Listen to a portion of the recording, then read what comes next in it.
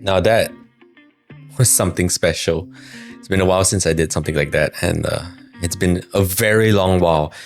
Been putting off trying to do this podcast for at least a year, simply because I said that 2024 was a year of growth, and it was a year of growth to the point where I pushed myself to the limit, which was also part of the plan, and burnt out, but had enough ideas to finally get down to business in 2025. And this is the first episode where I will do a little reflection of what happened last year and what are my learning points from last year, which I will work on this year. And also this year, what are the fun activities we are going to be doing? That's a we, not just me, but like together. We will do this together. Fun activities that are planned for 2025 that I am very excited to do. Yeah, so let's get right into it. I firstly want to start off by saying that I actually also procrastinated doing this podcast this year.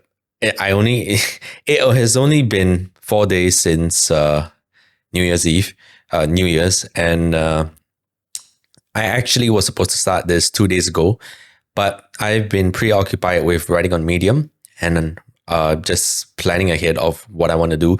And I realized that I've been taking last year's habits into this year, one of which will be the procrastination for sure, because I have new interests. New interests fuels curiosity, and curiosity just leads me astray to not focus on the plan. Yeah.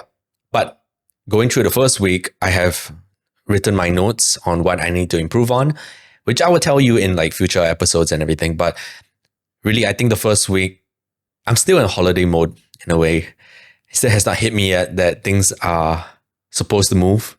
But that is why at the start of the year, when the clock strikes 12, goes on to the new year, I will always put a countdown for the next year. So in 23, I put it countdown to 24. 24, I put a countdown 25. 25, I put a countdown 26, so on and so forth. The reason for this is to begin with the end in mind. It's something that I learned from that book, which doesn't come to mind at the moment, but 7 Habits, yeah. Begin with the end in mind. Why is that important?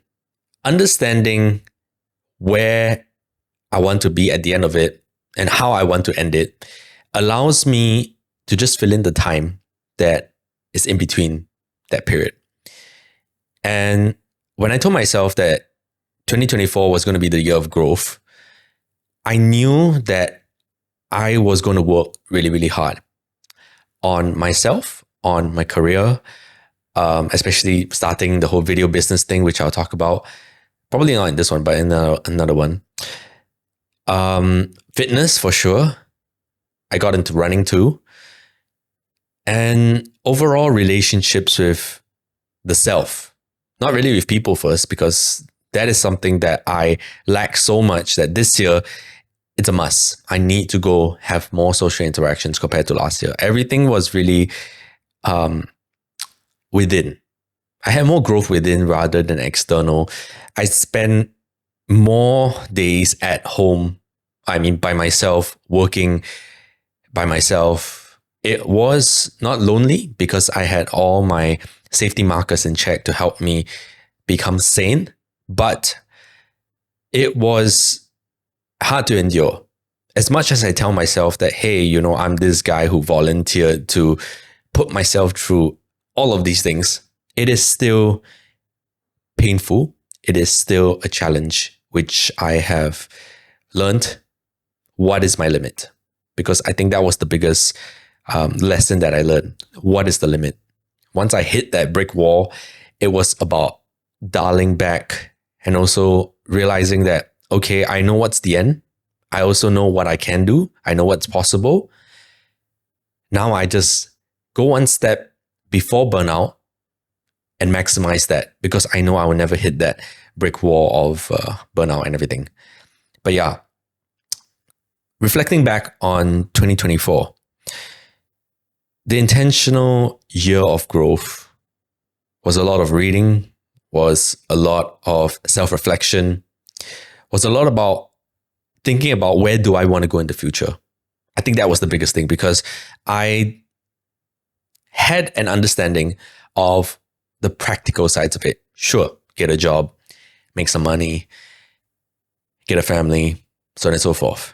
But that did not suffice as I continue on to come back to the canvas of thought, where I was like, sure, I'm going to be this entrepreneurial dude starting video businesses, and hopefully I'll make a lot of money. And once I get a lot of money, I'm going to travel the world. I'm going to open new businesses. I'm going to help other people, so on and so forth. But what is the end goal from there?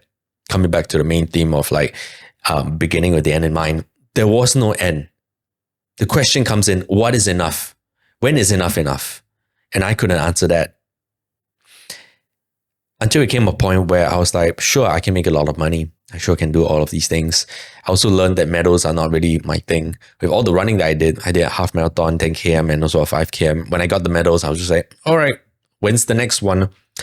Didn't care about timing. I just wanted to challenge myself.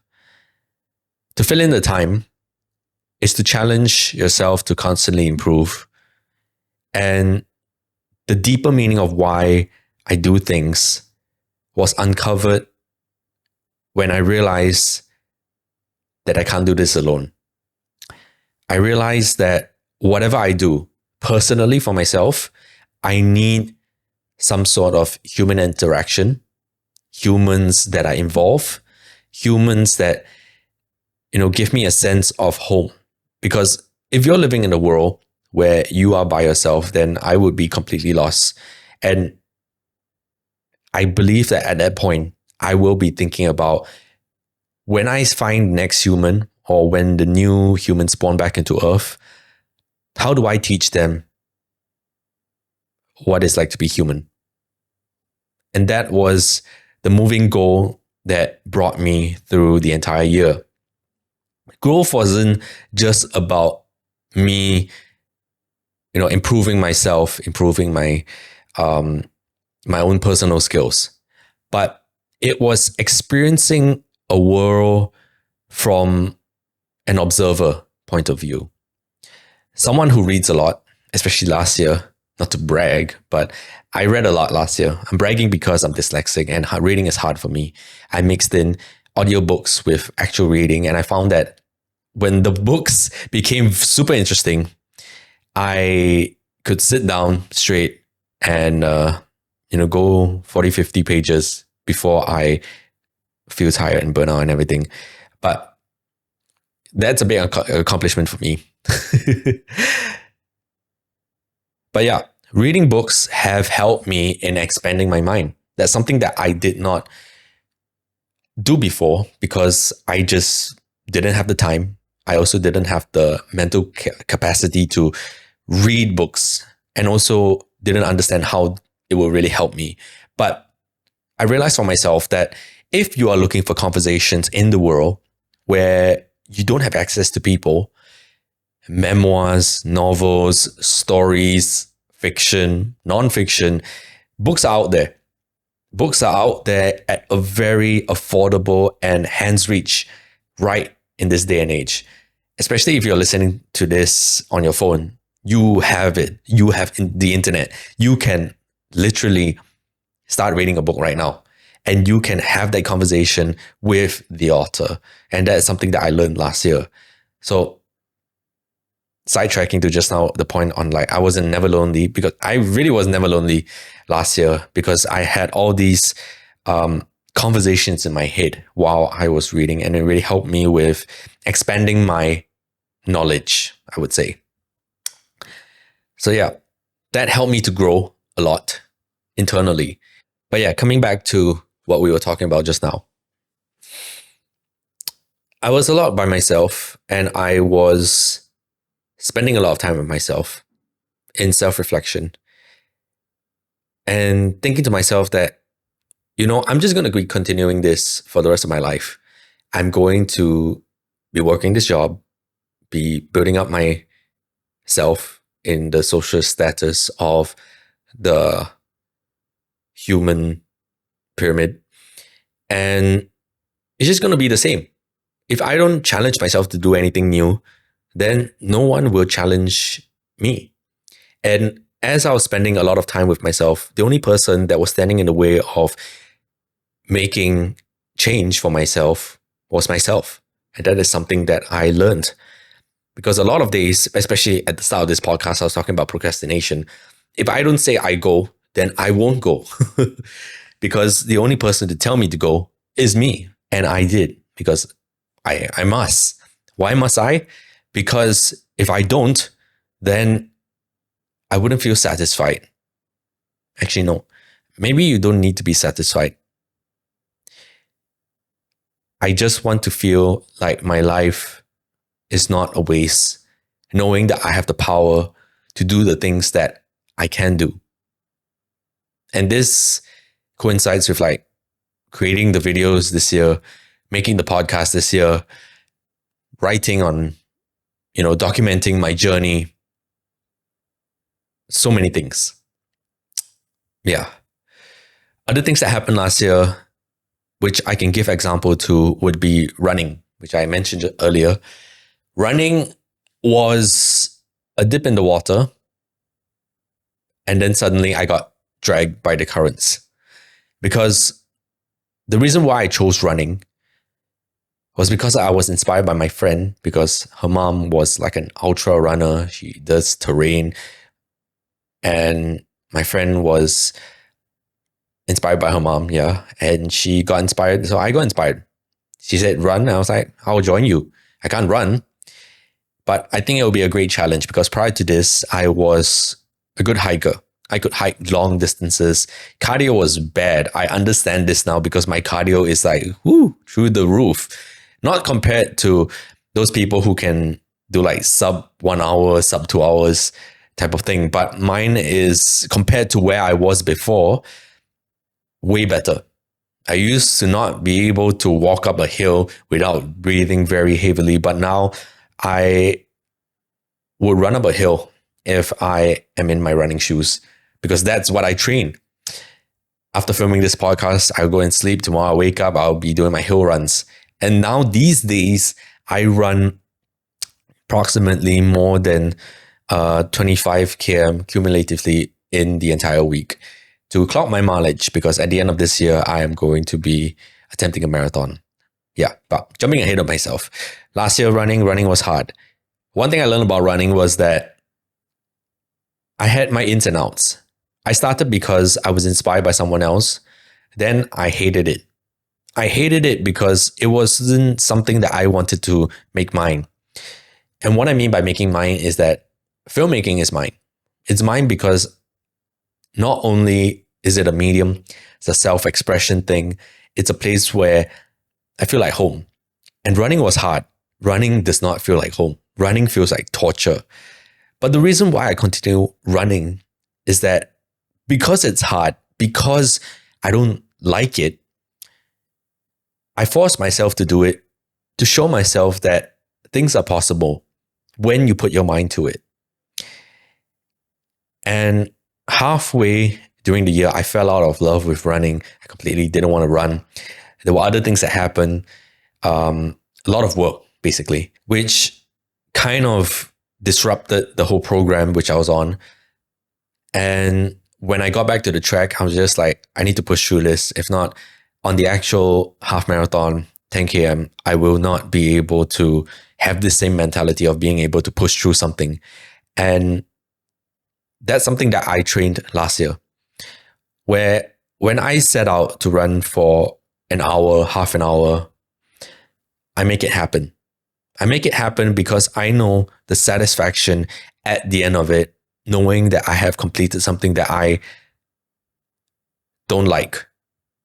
And I know that if I would be ever in contact with something that I do like, it will be a breeze. That's why being in a state of challenging yourself is important. And that's something that I learned. So bringing that into 2025, now I kind of still don't like running, but it's starting to get to the point where it's easier where I don't need to rest so long, because when I was starting out a program running 5 times a week, I kind of did not do 2 days of the 5 because I just needed more rest. But these days, I got the technique down. I know how to recover faster, ice baths, stretching, also going for massages and things like that. It's much easier now. I also bought a massage gun. It's easier now. It's easier for me to recover, to get back into it. And it also keeps me fit, because if running stopped completely, then I don't know what to do in my life. I can go back to hiking, but then I start to realize that, hey, hiking is very slow. me getting to my destination these days is just like 10 km. Sure, that's about an hour's run. Not that I run from location to location when I'm not running, but that's just the gauge that I have right now. A 2-hour brain dead continuous run, and I can get to my location, and I feel very good about it because I completed something that was painful, and I can just rest knowing that I did something great. Yeah, so that is running. I don't want to spend so much time talking about all the other things, because I can talk about them in detail, about starting the video business, about what books I read and what I learned from them, meeting a lot of people and becoming overwhelmed, because just now I talked about how I was spending a lot of time by myself, but a lot of time by myself was me recovering from the business aspects of it, because I really put myself out there to schedule so many meetings with people, networking, and it got to the point where you keep meeting new people and keep reintroducing what you're doing, knowing that at the end of it, it might not go into business. We might not be going into business together. And that was like 99% of the time. It was really just to gain exposure to meeting people. But what I learned from there, good communication skills, good articulation of my business, good articulation of my words to them, how to engage with people, how to go inside with no prior thought. Because sometimes people set me up with other people saying, oh, you should meet this guy. And I go and meet these people. And if you don't have a prior plan to talk to them, especially if they don't have any idea why you want to meet them in the first place. So it's like a speed dating kind of thing. But that's when you go there and say like, oh, hi. Oh, I got, introduced to you by one of our mutuals. And then I just want to get to know what you do. See, not to say that we're going to be working with each other or anything, but I just want to explore. And exploring is fun. That's a whole topic on its own. Exploring and creativity and, being in that sandbox creative phase. I think that's one of the best things that I did last year, including a lot of creating your videos and deleting them, which I will talk to in another episode. Yeah, there's just so much to talk about, which I don't think I can fit into this whole episode because I don't want to make it too long, especially it's because it's the first one. And I don't want to run out of ideas for other podcast episodes. I keep reminding myself that, hey, you have the skills. Everything you need is already here. And that's true. I just need to get down to work and everything will be good. I spent so much time thinking about it. And, this whole episode that you're listening to right now, I wrote the thing 15 minutes before this because I knew exactly what I wanted to say. And I'm filming right now. It's not even 15 minutes, but I know that this episode is going to come out within the next half an hour. That's how fast I am. And I take that for granted because other people take forever. I'm not trying to brag. I'm trying to say that, hey, I've been trained like this. I've been training for the past many, many years. And finally, I'm getting down to business because I know that this will work out. It'll all work out in the end. All I need to do is the small baby steps every single day. Show up, do the small activities, and overall, it will compound to something bigger. And again, relating back to running, I started out running 1 km in 15 minutes. That was really, really slow. Now I can run 1 km in 7 minutes. But that took about a year of training. So yeah, it's possible. Compounding is possible. When you start now, anything you do, anything you put your mind to, you will make it. And it will be worth it in the end. But I guess I'm going to wrap up this last segment with talking about what is going to be happening in 2025, because I left you with the reflection. Now let's go into what is next.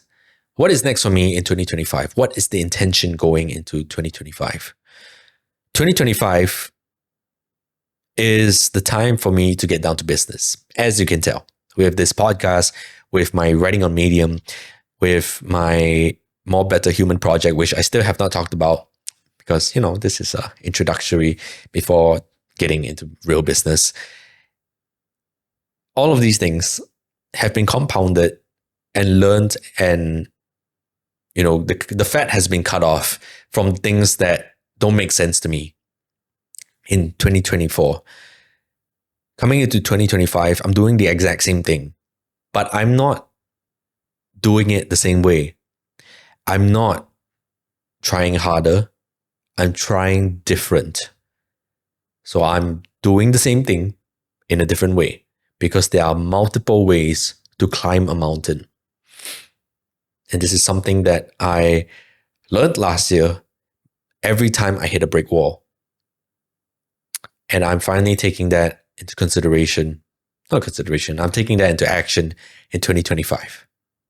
To finally get down to doing something. And if it doesn't work, pivot. But whatever I've already planned out is the pivot of the original status quo of not being able to do it in 2024. So yeah, 2025 is a more focused year of enjoying myself, of putting in the work that has been procrastinated over the past few years. It's also the year where I need to spend time with more people, because it just hit me about 2 hours ago. I was on TikTok, I think, and I saw someone's post saying that, 995s are 30 years old. And I'm going to be 30 next year. I'm 29 this year. So there's still one more year. Not to say that age is a matter, but when you complete things in your 20s and then you move on to the next decade of life, you just feel that you want to leave something behind in a way. So I'm sort of chasing that at the moment. Working towards my 30s, investing in my 20s, so my 30s will be good. So that's why I'm working out a lot, learning a lot. I'm just using the energy that people say that, once you hit 30, then you'll be very tired because you'll be burnt out and everything else. I know.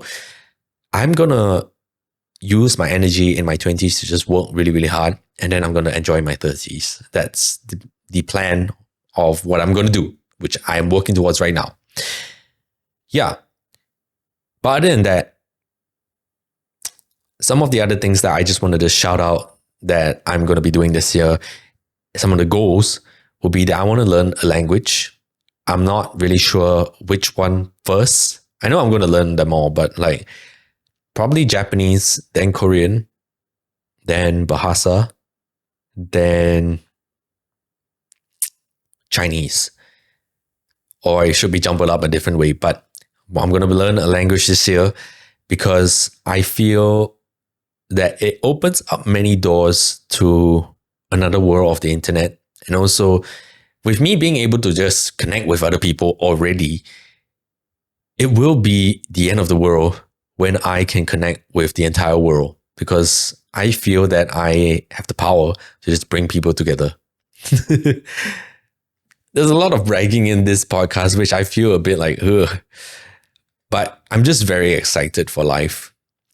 The other things that are going to happen this year is that, like I said, I'm going to run a marathon at the end of the year. I have not booked it yet, but I know 100% there will be Standard Charter. It always happens every year. So if that happens this year, I'm 100% signing up for the marathon and I am going to complete it.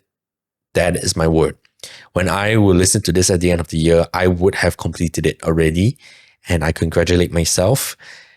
And then we'll see. Maybe next year, ultra marathon, or I will go back to climbing mountains since my cardio is better and I've lost even more weight. Traveling more. I'm going to Australia and Japan this year. I've already booked the tickets, so time blocked. I'm going to go out there and do my thing. Yeah, that's all I have to say for this podcast. But something that I want to leave this podcast, leave you guys with this podcast is with the beginning in mind. What do I want to learn from this year? I want to learn how to tell people to enjoy. Not giving them the exact advice, do this and you can enjoy, do this and you can enjoy. But I want to be able to tell enough stories, have an abundance of stories to tell people of how I enjoyed. Because that is life. If we're here to work, if we're here to just fill in time, then I believe that we are purposeless and we don't really use our gift of life to its fullest. So I spent last year working. This year is experiencing the joys of life to be able to disseminate the experiences to other people. And hopefully it kickstarts someone's life. So to end this podcast, one thing that I wish for everyone listening, if this was one of the first podcasts that you've ever come across, or you have actually listened to further episodes and you're coming back to the first one to see how this actually all started, then I want to say that this is your calling to start your journey today. Whatever it is, you want to start that business, you want to start that YouTube channel, you want to start traveling, whatever it is, this is your sign to start now. And you can follow along the episodes, I don't know, week by week or whatever. I still have not decided yet, but follow down the episodes and know that it is time. It is time for you to start. The more you procrastinate, the more it will never get done. I personally know procrastination. Procrastination is my friend. But now it is time to work. That's all I have to say for this podcast. This is my first episode. I'm still having a lot of difficulties in terms of seeing how I want to go about this. I have the overall picture and the idea, but the minute systems and processes of when it's going to come out, is it going to be weekly? Is it going to be daily? Is it going to be, I don't know. But since I create things so fast, I think I want to do it in a very sustainable way that everyone is able to follow along. And also, because I'm spread across so many social medias, I'm now focusing on Medium, my writing first, and then slowly I will expand more into the podcast if I have more time. And then also the YouTube videos, because this is not only a YouTube video, it's also going up on Spotify and so on and so forth. And then slowly Instagram will start getting its thing going on. Later on in the year, I'm also going to do like a reality TV show type thing. So it might be the same setup, like whatever you're seeing right here, but we will get there in the future. But for now, I think I should end here. And hopefully you guys have a good day. Thank you so much for listening.